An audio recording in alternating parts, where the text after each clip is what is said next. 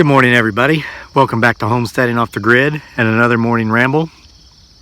Guys, I'm going to eat a bit of crow this morning, and I'm going to eat a bit of crow in front of each and every one of you. But it's important, I think, for me to eat this crow in front of you, not just to continue a trend we have here on our channel, which is being real, but also because I think there's a lesson in this crow eating fest we're getting ready to have, a lesson that I kind of had slipped my mind for a bit until I was reminded by one of our subscribers yesterday in the comments section. You know, it's if you follow the channel, you know that here recently I wrote a very witty, smart alecky letter to the school people there at the public schools, and requesting them to dot some I's and cross some T's and check boxes in the form I sent in after just numerous repeated forms of, you know, me being required to do such. There's a lesson here that slipped my mind, and it's about anger, retaliation, and really the message is, when we're angry, it's often best policy. I've found, for me at least, it's always best policy to wait 24 hours. Can you guys notice my jack-o'-lantern back there, right?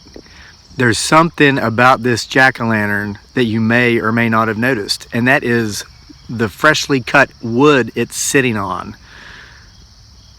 That's what I kind of want you to see there, not just a jack-o'-lantern.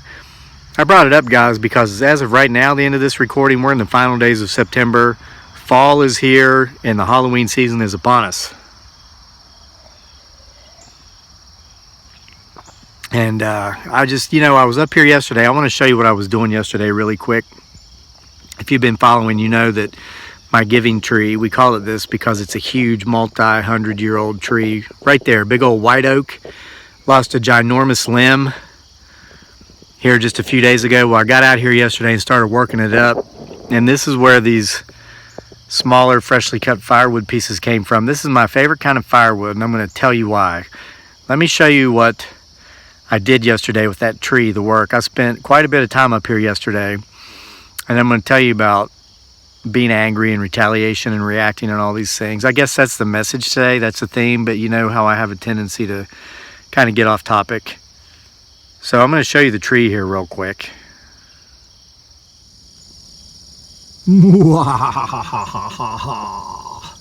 Okay, I'm going to show you a couple things as we go here. This is my favorite kind of firewood. I'm going to tell you why. And it's not because it's oak. There's some locust in there too. It killed a little, well, knocked down a little locust tree. But here's what I do. A lot of people, I think, kind of skip over this part. These are like the outer portions of the limb that fell. And as you can see, I mean, this is a little bit smaller than my wrist maybe. I drag these out because I'll use this. I'll go up here to where it gets starts forking out a lot and getting really thin to where it's basically sticks. But these poles, I cut this into stove lengths and I'll get a ton. I mean, there's just from a couple limbs there yesterday. That's the towel I bring up to dry the dew off my chair when I do these rambles in the morning. But I mean, that's just from like one of these limbs. A lot of folks throw this away.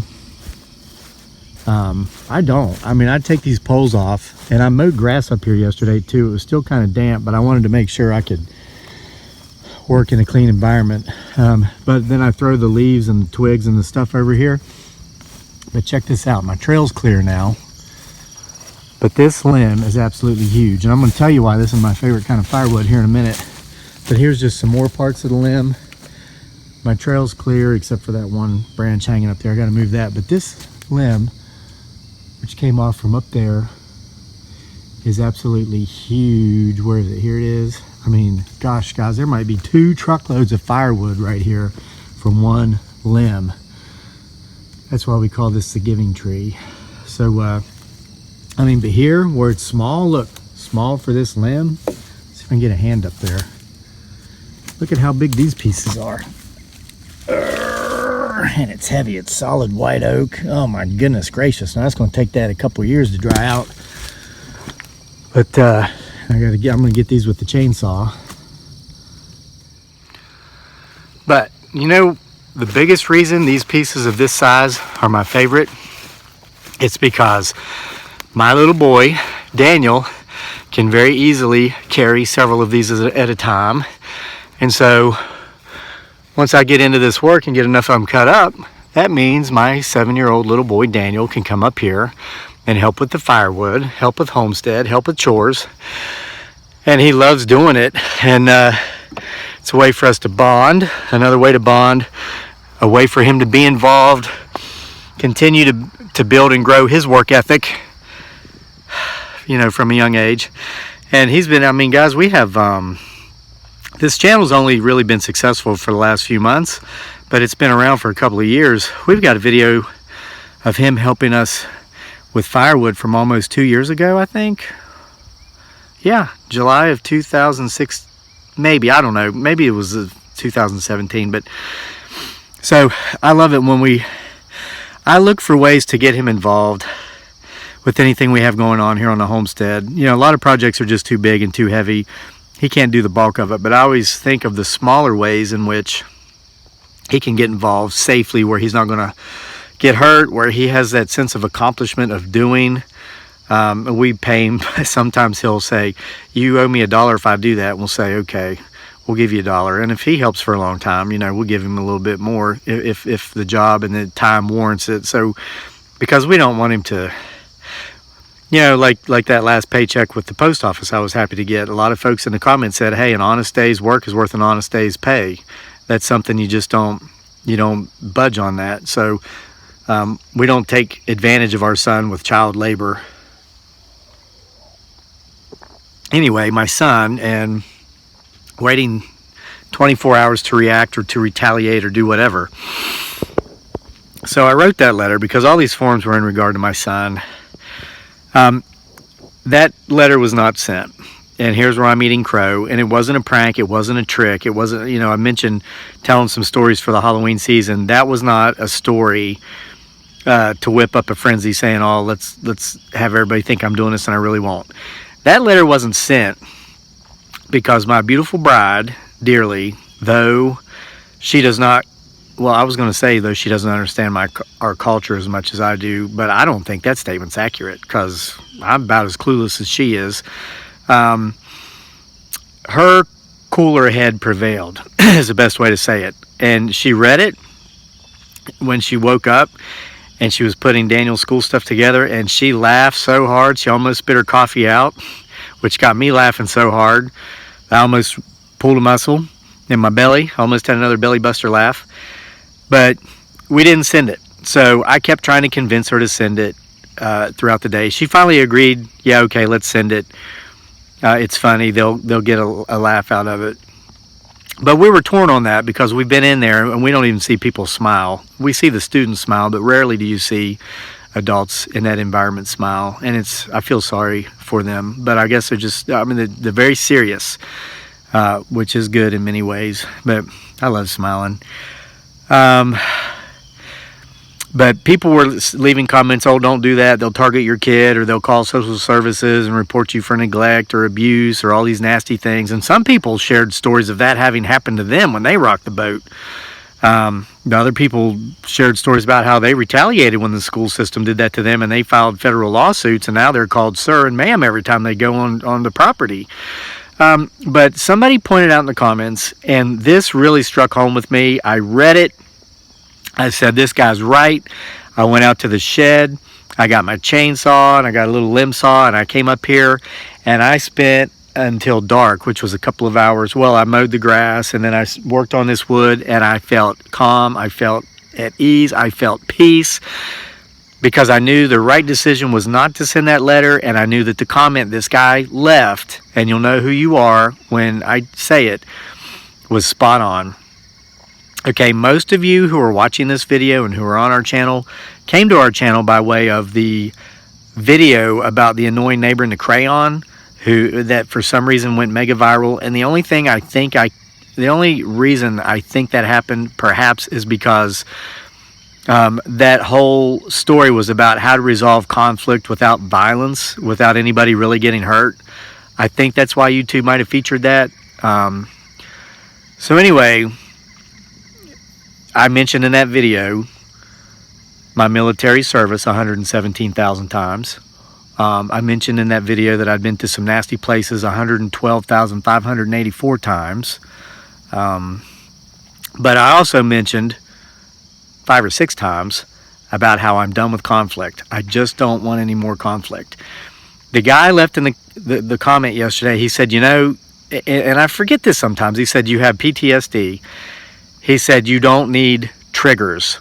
He says, it doesn't matter how they might take this note. They might take it as funny, they might not. They might view it as if you're being a problem. But you're setting yourself up potentially to be triggered here. And for someone who, and this is what, you know, in essence, he was saying, and this is what registered in my mind, for somebody who allegedly doesn't want any more conflict, I mean, like with the annoying neighbor, who, you know, well, we know that story. I'm not going to go back into that. I was setting myself up for conflict. I mean, was this an ego thing? I think part of it was. Here I am saying, oh yeah, you're going to make me fill out all these forms because you think you're so important. Here, you fill out a form for me. Well, how's that go over when you're dealing with other people that also have ego issues? It becomes a clash of the egos and nobody wins. But if I'm the guy that has the PTSD, I'm the guy that gets triggered, and there was just nothing good that would have come from that situation. I'd be right back to where I was when I had this annoying 657,000 pound neighbor coming by demanding he's going to get my hay, even though I own the house and I own the property. The hay's his because he's been getting it for 1,000 years. He's going to get it for another 1,000 years. Doesn't matter that my name's on the deed, all these things. I would have been right back in the same spot, just having to deal with an annoying nuisance.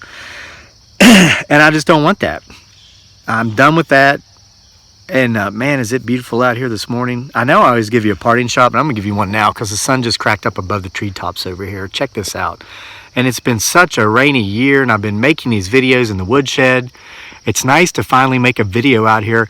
Yeah, I've been up, I woke up at 4 and I didn't hear rain, and I knew the sun was out yesterday, and I knew it was going to come out again today. So I said, you know what, I'm going to wait until almost 7 before I do this ramble, because I want to be able to come up here and see the fields and show you guys the fields. Isn't that gorgeous? So the witty dot the I's, cross the T's, check the boxes letter was not sent, and it won't be sent. And it's not because I'm scared. It's not because I fear their retaliation. It's because, yeah, I was frustrated. I wouldn't say I was angry, you know, and like the whole thing was sending in the medicine and my permission for them to give it to them, and then them not giving it to them after sending the nastygrams about how, you know, I wasn't angry about that. I was frustrated because it's form after form after form, and how many times do I have to give you my permission to do something?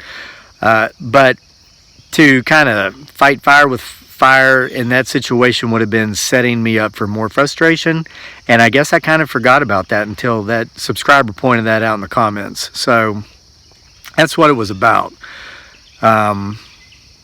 So today I don't have to worry about how, man, there's like 4 pileated woodpeckers over there. You probably, oh, that's a mockingbird they're fighting. You probably heard that woodpecker when the video started. That's why I was kind of waiting a minute before I started talking. He wouldn't shut up. There he is. Oh, the mockingbirds were messing with him. Ooh, there's a hawk too. Something's going on over there. We got like a big bird fight. You know what? Those birds did not wait 24 hours before they reacted to each other. And so now you just got you got a big mess going on over there. I'm gonna see if I can get some of it for you. All right. Here's what's going on. There's about 4 or 5 mockingbirds, 1 pileated woodpecker, and a hawk over there. Now, this here is a representation of the public school system. The mockingbirds are the students. You've got, I don't know, let's say the hawk is the teacher and the pileated woodpecker is the parent. So the pileated woodpecker and the hawk had a problem with each other. They didn't take 24 hours before they reacted. And look what's going on there. There's a lot of, well, I mean, the whole system just fell apart. One of them left. Some of the students are gone. Oh, what was that? That was a dropout. Okay, so another point that could be taken from this is that sometimes to get along, it's best to just go along. We've all heard that, and I've always kind of thought that that's a sign of weakness. But in this situation, I really don't think it is. I think if anything, going along to get along in this situation to make sure things don't get worse is a sign of maturity and a sign of wisdom. Perhaps 10 years ago, I may have just reacted without waiting 24 hours, and perhaps it's the lessons I learned from reacting before 24 hours pass that has gotten me to the point to where I am now, to where I can view this not as weakness, but as strength and wisdom. So what if there's going to be some forms? So what if the Obey and Conform Academy has its way to a slight degree? I, as a parent,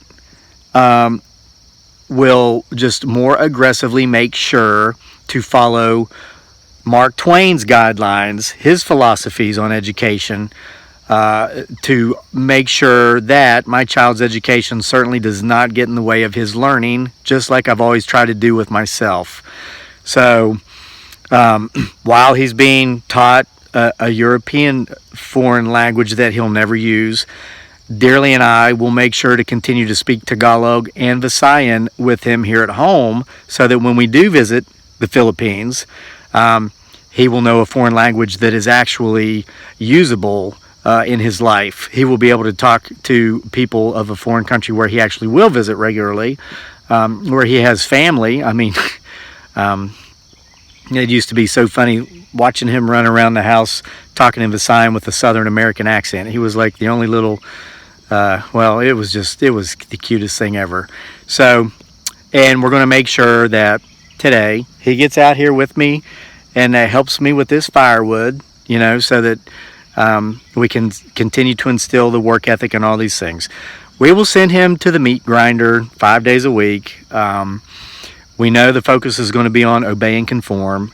And so I'm going to kind of help him out to a degree by letting my son know that to a degree, it's okay to go along to get along. But let's make sure that when we get home out here on the homestead, trabaho kaayo ka gabi, tulog ka unya, atu ka iskula ugma. And what I just said was, in Visayan, make sure when we get home, we're going to work very hard in the evenings. We're going to get it, because that leads to a good night's sleep. Then we're going to get up and go back to school tomorrow. But the real learning is probably going to be going on here. So thanks for being with me again for another morning ramble. Thank you for all the wonderful comments you guys always leave in the comments section. I want to give a big thank you to the gentleman who brought up to my attention that the biggest danger was not retaliation from the school, but the fact that I was triggering my PTSD. I'm glad I waited 24 hours. I just ate some crow, but I hope that we all got something out of that meal. It isn't my light up jack-o'-lantern just wonderful sitting on top of that freshly cut firewood? I'm gonna give you another shot of this. Oh my gosh, look at the sun on the trees behind me. Isn't that beautiful? I tell you guys, I live in heaven. I don't need conflict. Why would I want any form of conflict when this is my environment? Look at this panoramic view of the sun coming up over the homestead on the closing days of September 2018.